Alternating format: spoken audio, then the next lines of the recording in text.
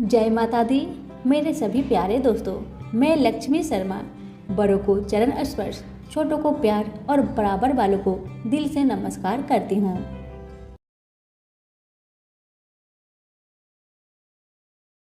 प्रेम से बोले अन्नपूर्णा माता की जय हो।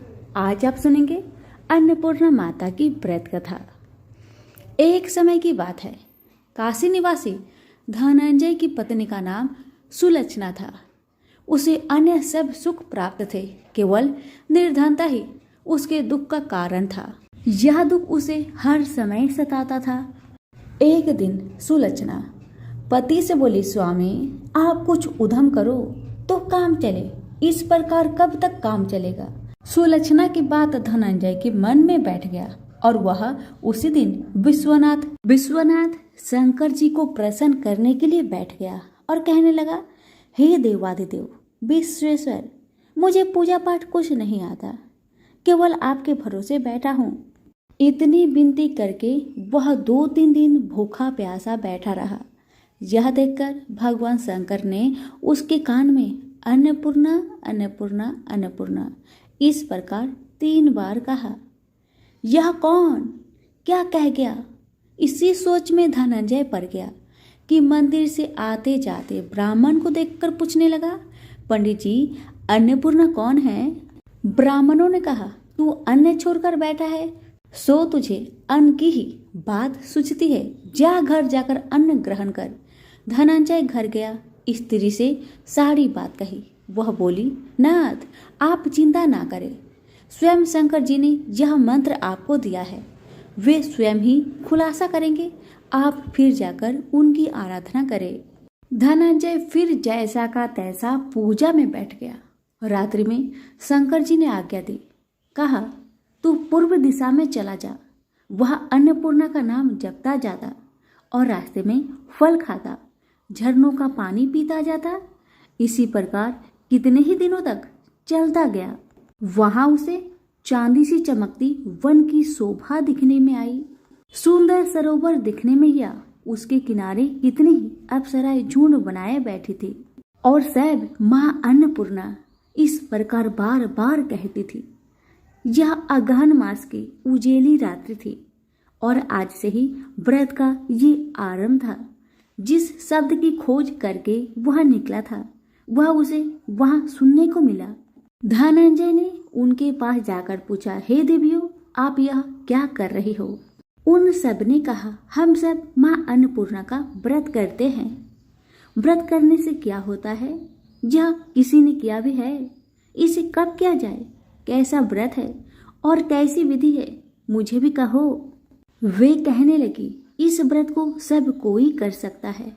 21 दिन तक के लिए 21 गांठ का सूद लेना चाहिए।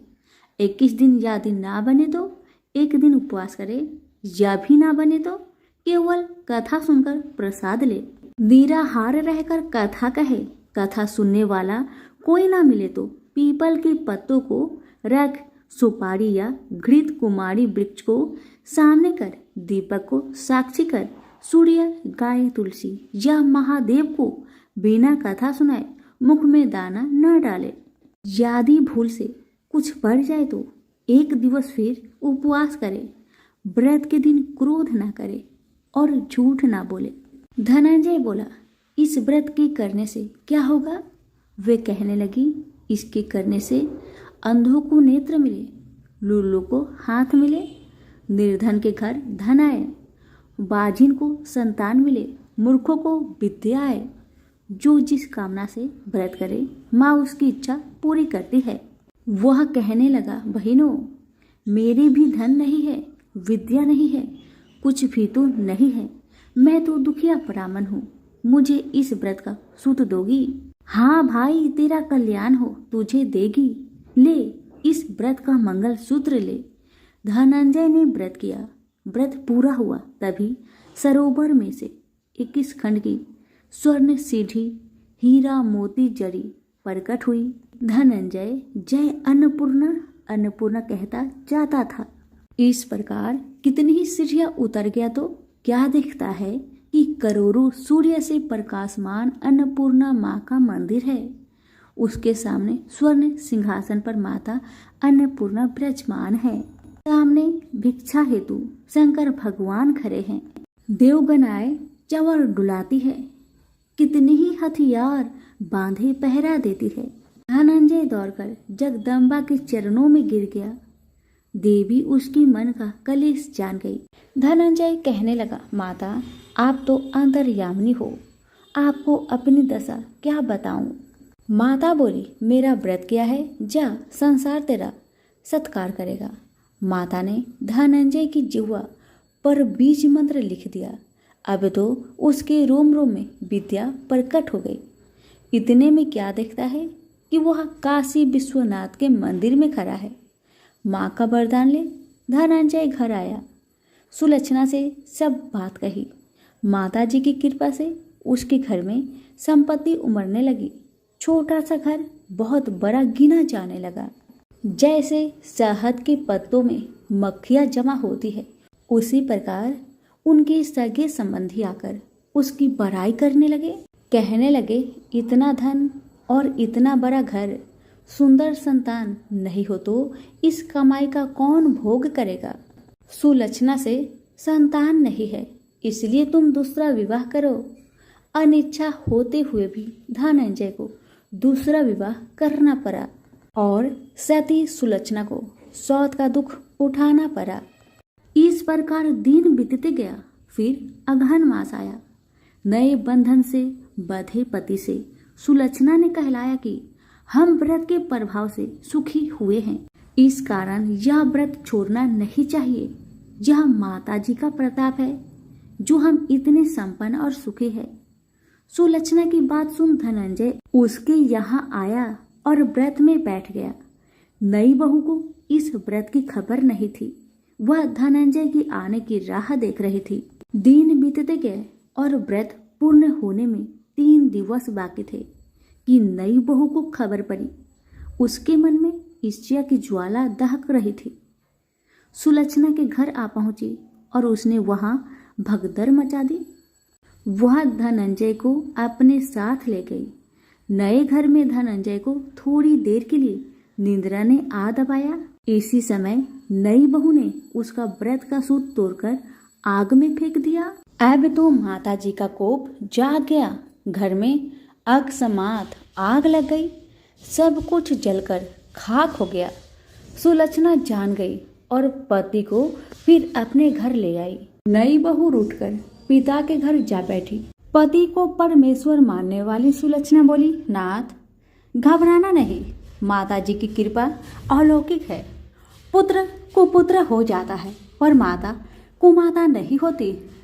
अब आप श्रद्धा और भक्ति से आराधना शुरू करो, वे जरूर हमारा कल्याण करेगी।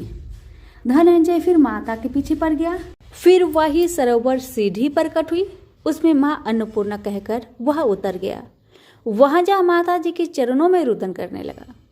माता प्रसन्न हो बोली, यह मेरी स्वर्ण की मूर्ति ले, उसकी पूजा करना, तू फिर सुखी हो जाएगा। जा, तुझे मेरा आशीर्वाद है। तेरी स्त्री सुलक्षणा ने श्रद्धा से मेरा व्रत किया है, उसे मैंने पुत्र दिया है। धनंजय ने आंखें खोली तो खुद को काशी विश्वनाथ के मंदिर में खड़ा पाया। वहां से फिर उसी प्रकार घर को आया। इधर सुलक्षणा के दिन चढ़े और महीने पूरे होते ही पुत्र का जन्म हुआ। गांव में आश्चर्य की लहर दौड़ गई। मानता आने लगा। इस प्रकार उसी गांव के निसंतान सेठ के पुत्र होने पर उसने माता अन्नपूर्णा का मंदिर बनवा दिया। उसमें माता जी धूमधाम से पधारी, यज्ञ किया और धनंजय को मंदिर का आचार्य का पद दे दिया। जीविका के लिए मंदिर की दक्षिणा और रहने के लिए बड़ा सा सुंदर भवन दिया। धनंजय स्त्री पुत्र सहित वहां रहने लगा। माता जी की चढ़ावे में भरपूर आमदनी होने लगी। उधर नई बहू के पिता के घर डाका पड़ा, सब लूट गया। वे भीख मांगकर पेट भरने लगे। सुलक्षणा ने यह सुना तो उन्हें बुलावा भेजा, अलग घर में रख लिया और उनके अन्न वस्त्र का प्रबंध कर दिया। धनंजय, सुलक्षणा और उसका पुत्र माता जी की कृपा से आनंद से रहने लगे।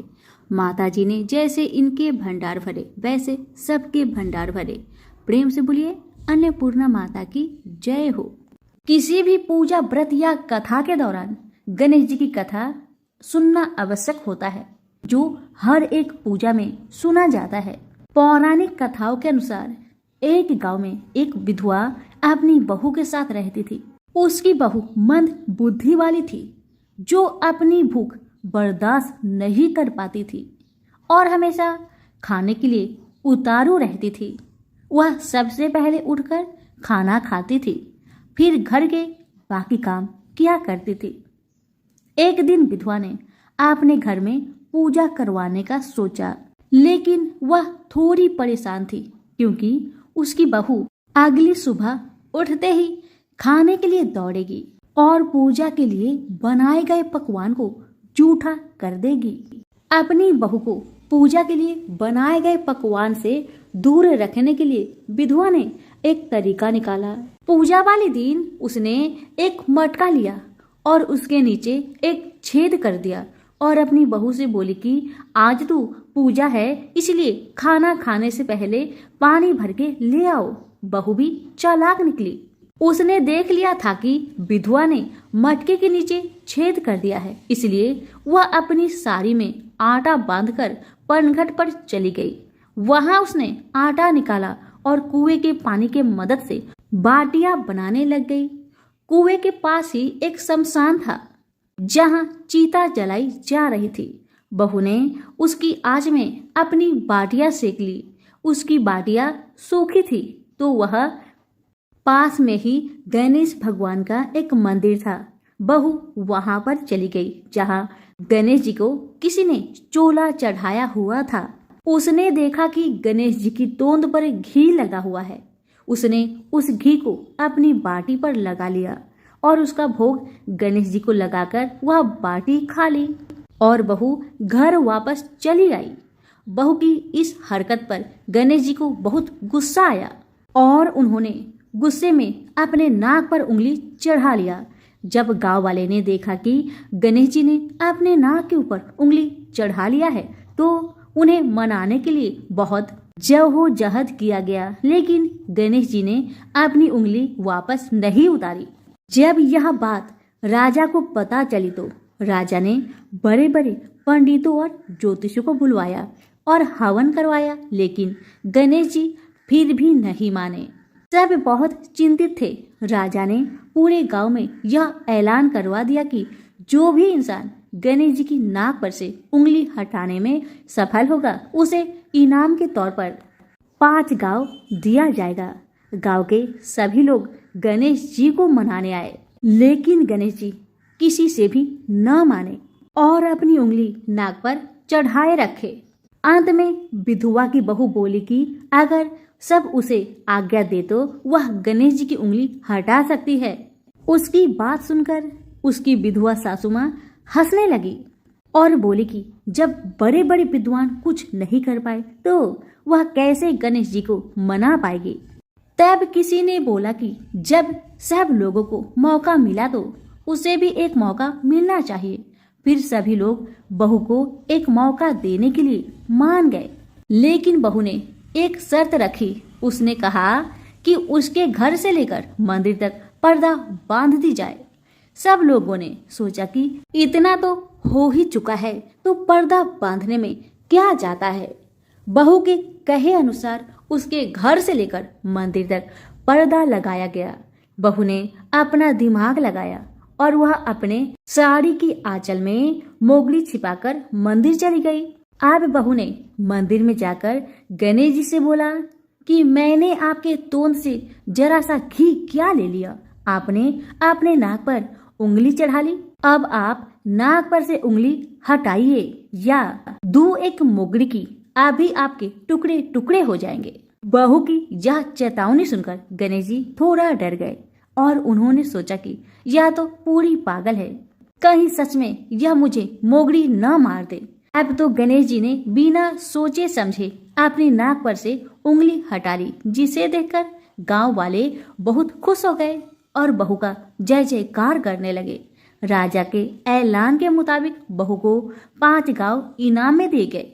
यह कथा सुनकर लोग गणेश भगवान से यह मांगते हैं कि वह भी उस बहू की तरह सबकी बात मान जाए और उनकी सभी मनोकामनाएं पूरी करे। तो प्रेम से बोलिए गणेश महाराज की जय हो। कथा अच्छी लगे तो लाइक शेयर करना बिल्कुल ना भूले। धन्यवाद।